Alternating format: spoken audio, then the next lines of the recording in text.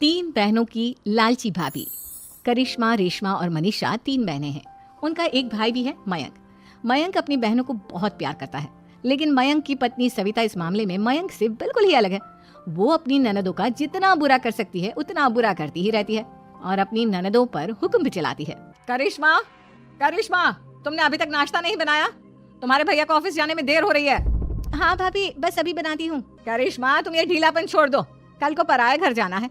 वहाँ अगर तुम इस तरह से काम करोगी तो लोग क्या कहेंगे कि माँ ने और भाभी ने कुछ सिखाया नहीं। और तुम्हारी दोनों बहनें कहाँ है? रेशमा मार्केट गई है और मनीषा सो रही है। क्या? सुबह के 8 बज रहे हैं और ये महारानी अभी भी सो रही है? ये कहते हुए सविता अपनी सास दुर्गा देवी के पास जाती है। माँ जी, देख रही हो अपनी बेटियों के तौर तरीके? क्या हुआ बहू, सुबह सुबह क्या कर दिया मेरी बेटियों ने? अरे एक तो अभी अभी उठकर किचन में गई है, दूसरी सुबह सुबह बाहर चली गई और तीसरी अभी तक सो रही है। क्या करूं मैं इन तीनों का, मैं तो परेशान हो गई हूँ।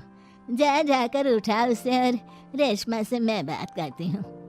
सविता सीधा मनीषा के कमरे में जाती है और उससे कहती है, महारानी जल्दी उठो, सूरज सर पर आ गया है। भाभी थोड़ी देर और सोने दो ना, मैं रात को लेट सोई थी। वो क्या ना, यूनिट टेस्ट चल रहे हैं। शराफत से उठती है या नहीं, या फिर पानी की भरी बाल्टी डालूं तेरे ऊपर? नहीं नहीं भाभी, मुझे बिस्तर में नहीं लाना, उठती हूँ मैं। मनीषा जल्दी से उठकर बाथरूम में चली जाती है। सभी आराम से बैठकर नाश्ता कर रहे होते कि तभी रेशमा बाजार से हाथ में सामान लिए आ जाती है। रेशमा को देखते ही सविता उस पर बरस पड़ती है। लो, आ गई महारानी। ऐसा भी क्या सामान लाना था जो सुबह आंख मलते ही बाजार की तरफ रवाना हो गई? भाभी, कल आप ही तो चीख रही थी कि घर का सारा सामान मुझे ही लाना पड़ता है, घर में किसी को भी किसी काम से कोई लेना देना नहीं है। अब मैं बाजार जाकर सामान ले आई तो आपको इस बात से भी तकलीफ हो रही है? देख रही हो माँ जी, अपनी बेटी की जुबान कैंची से भी तेज चलती है।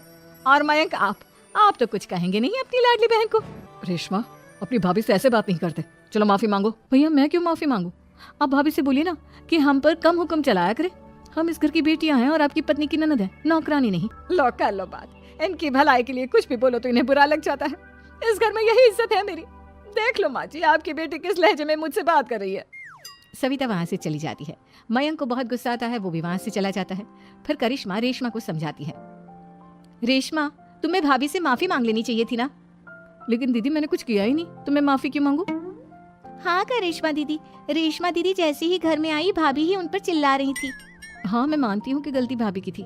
मैं तो इसलिए बोल रही हूँ कि भाभी ने माँ को तो पूरी तरह अपने वश में कर लिया है। वो हमारी बात सुनती ही नहीं। मयंक भैया हमारे लिए हमेशा खड़े रहते हैं, इसलिए उनकी बात का मान तो तुम्हें रखना चाहिए था ना। कोई फायदा नहीं दीदी, कुछ दिनों की बात और है, भाभी उन्हें भी हमारे खिलाफ भड़का देंगी। फिर वो भी माँ की तरह हमारी किसी बात का विश्वास नहीं करेंगे। इसी तरह सविता अपनी तीनों ननदों को किसी न किसी बात पर परेशान करती रहती थी। एक दिन मयंक अपनी तीनों बहनों के लिए गिफ्ट लाया। करिश्मा, ये तुम्हारे लिए हार का सेट। रेशमा, तुम्हारे लिए सुंदर सी ड्रेस। और मनीषा, तुम्हें किताबें पसंद है ना, तुम्हारे लिए किताबें लाया हूँ। थैंक यू भैया। थैंक यू भैया। थैंक यू भैया। करिश्मा, तुम्हारा नेकलेस कितना सुंदर है, ये भैया कहाँ से ले आए होंगे? मैंने भैया को 3 दिन पहले फोन पर ये डिजाइन दिखाया था और आज भैया ये ले आए। सविता तो अपनी ननदों के गिफ्ट्स देखकर जल गई और करिश्मा का नेकलेस तो उसे भी बहुत पसंद आया था। अपनी बहनों के लिए कितना अच्छा नेकलेस लेकर आए हैं, मुझे कभी कोई गिफ्ट नहीं दिया। मैं आज ही ये हार चुरा लूंगी। रात में सविता करिश्मा का हार चुरा लेती है और इसी तरह उसे अपनी ननदों की जो भी चीज अच्छी लगती वो उसे मांगती नहीं, बल्कि रात के अंधेरे में चुरा लेती। इसी तरह दिन बीतते गए और सविता ने मयंक के दिल में भी उसकी बहनों के लिए नफरत पैदा कर दी। एक दिन मयंक ने करिश्मा और रेशमा के लिए रिश्ता देखा और ये बात उसने घर में सबको बताई। माँ, करिश्मा और रेशमा के लिए बहुत अच्छा रिश्ता आया है, वो लोग कल इन्हें देखने आ रहे हैं। आप और सविता मिलकर सारी तैयारी कर लेना। ये सुनकर करिश्मा और रेशमा खुश हो जाती हैं, लेकिन सविता सोचती है, अगर इन दोनों बहनों की शादी हो गई तो घर और बाहर का काम कौन करेगा? मनीषा तो 1 नंबर की कामचोर है, उससे तो किसी बात की उम्मीद लगाना ही बेकार है। मुझे इस शादी को रोकना होगा।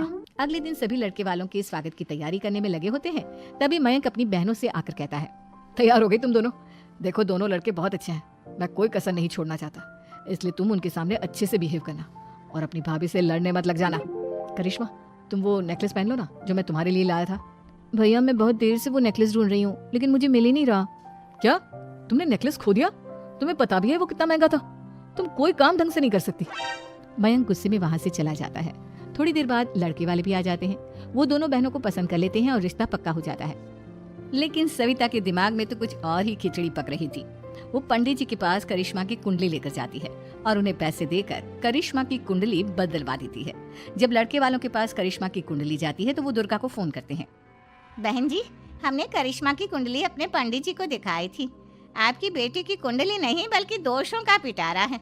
देखिए, मैं और मेरे पति इन सब बातों में बहुत विश्वास करते हैं, इसलिए हम आपकी बेटी से अपने बेटे की शादी नहीं करा सकते। इस तरह करिश्मा का रिश्ता टूट जाता है और सभी घर वालों को बहुत दुख होता है।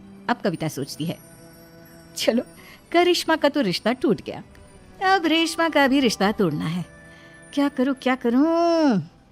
अब सविता आवाज बदलकर किसी अननोन नंबर से रेशमा के होने वाले ससुराल में फोन करती है। हेलो, मैं कौन हूँ कौन नहीं ये आपके लिए जानना जरूरी नहीं।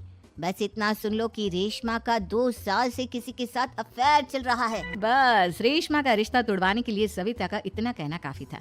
अब रेशमा का भी रिश्ता टूट गया। मयंक और दुर्गा देवी ने रेशमा को खूब खरी खोटी सुनाई और उससे बार बार उस लड़के के बारे में पूछने लगे। आप दोनों मुझे क्यों परेशान कर रहे हो? अरे कोई लड़का होगा मेरी लाइफ में तो मैं बताऊंगी ना। जब कोई है ही नहीं तो कहाँ से लाऊं मैं कोई लड़का?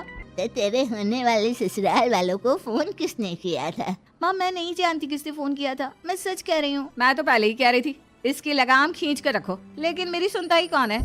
आप चुप रहिए भाभी, ये सब आपका ही किया धरा है। अब तीनों बहनों को विश्वास हो जाता है कि ये सब उनकी भाभी ही कर रही है। तीनों बहनें अपनी भाभी को सबक सिखाने के लिए एक वकील कर लेती है और घर में हिस्सा मांग।